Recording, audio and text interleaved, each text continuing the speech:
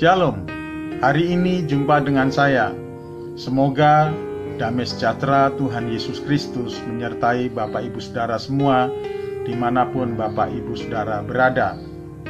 Renungan hari ini saya beri judul Kerajaan Kita yang Tidak Tergoncangkan.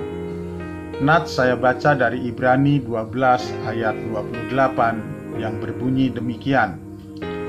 Jadi karena kita menerima kerajaan yang tidak tergoncangkan, marilah kita mengucap syukur dan beribadah kepada Allah menurut cara yang berkenan kepadanya dengan hormat dan takut.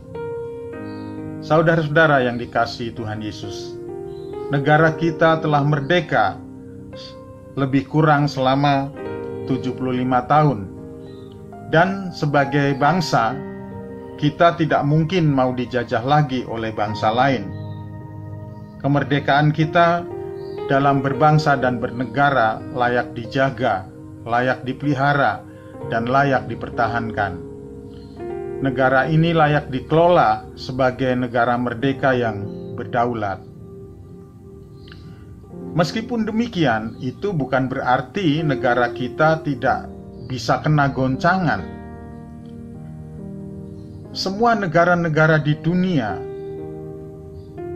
meskipun merdeka, mudah sekali terkena goncangan. Pandemi COVID-19 ini telah membuktikan betapa mudahnya kerajaan-kerajaan duniawi itu tergoncangkan.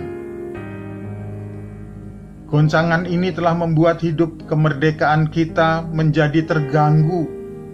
Kita merasakan bagaimana budaya kehidupan sehari-hari tiba-tiba berubah drastis. Pemerintah memutuskan kita harus tinggal di rumah saja dan tidak keluar rumah jika tidak sangat diperlukan. Kita juga mungkin harus membatalkan agenda-agenda yang sudah kita rencanakan. Meskipun di era new normal ini, demi menyelamatkan ekonomi masyarakat, pemerintah mengizinkan kegiatan dunia kerja mulai dapat dilaksanakan, termasuk kegiatan ibadah. Namun itu semua harus dilakukan dengan protokol kesehatan yang sangat ketat. Tentu saja budaya baru ini membuat kemerdekaan kita menjadi kurang nyaman. Kita menjadi kurang bebas seperti dulu lagi. Saudara-saudara, sebagai orang yang beriman kepada Tuhan Yesus Kristus, kita punya pengharapan yang lebih baik dari orang yang di luar Tuhan. Karena di samping kita menjadi warga negara Indonesia, kita disediakan sebuah kerajaan yang tidak akan pernah tergoncangkan, baik oleh pandemi ataupun apapun juga di dunia ini. Sebuah kerajaan yang bersifat kekal, sebuah kerajaan merdeka yang betul-betul merdeka, di mana di dalamnya orang tidak lagi berbuat dosa, tidak lagi mengalami penderitaan. Kerajaan damai sejahtera yang kekal selama-lamanya. Kerajaan seperti inilah yang dirindukan oleh banyak orang di dunia ini. Memanglah benar bahwa kerajaan yang kita terima itu masih menunggu waktu penggenapannya secara sempurna pada masa depan. Lambat atau cepat, kerajaan ini akan menjadi kenyataan, yaitu pada saat kedatangannya yang kedua kali di muka bumi ini. Kerajaan yang seperti ini adalah kerajaan yang benar-benar merdeka, karena semua orang tidak akan pernah dijajah oleh dosa lagi.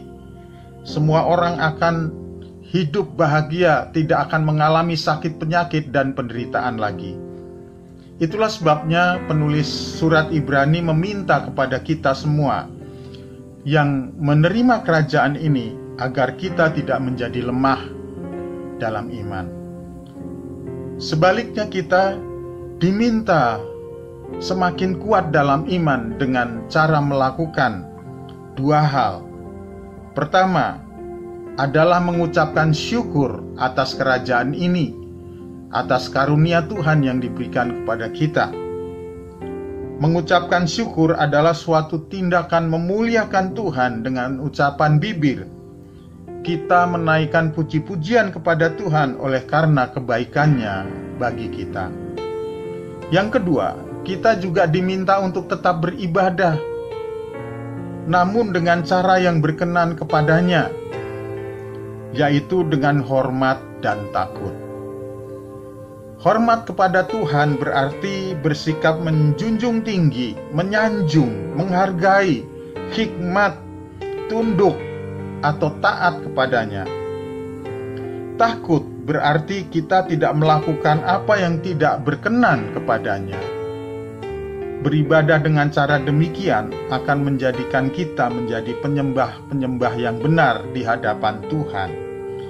Cara ibadah seperti inilah akan membuat relasi kita semakin intim dengan Tuhan.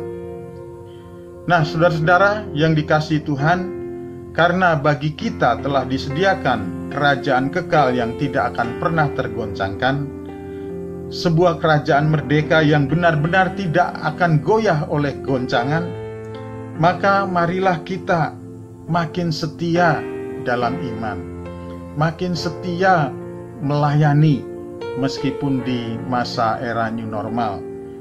Kita setia sampai akhir melayani Tuhan.